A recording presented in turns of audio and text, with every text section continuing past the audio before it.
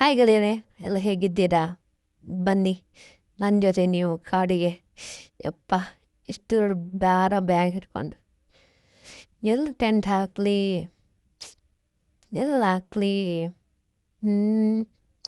ಇಲ್ಲೆಲ್ಲ ಹಾಕ್ಲಾ? ಸರಿ, ಈಗ ಒಂದು ಜಾಗ ಟೆಂಟ್ ಬಿಡಿಸಿ ಕೊಡ್ತೀನಿ. ಚಳಿ ಆತಂದು ಚಹಾ ಮಾಡಿ ಕುಡಿದೆ. ನೀವು ಬನ್ನಿ ಬೇರೆ ಚಹಾ ಕುಡಿಯುವಾ? ವಾ, ಮೀನು ಸಿಕ್ತು ಒಂದು ಗಾಳ ಹಾಕಿದ್ದೆ, ಒಳ್ಳೇದು ಮೀನು ಸಿಕ್ತು.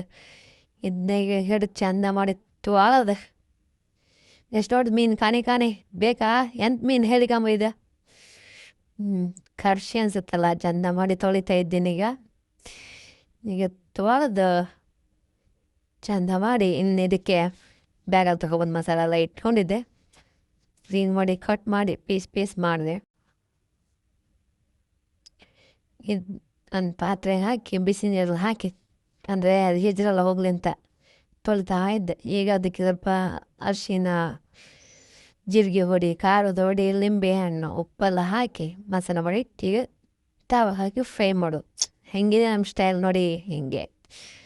ಅಯ್ಯವ್ವ, ಒಳ್ಳೆ ಮೀನು ಫ್ರೈ. ಬನ್ನಿ ಉಂಬ.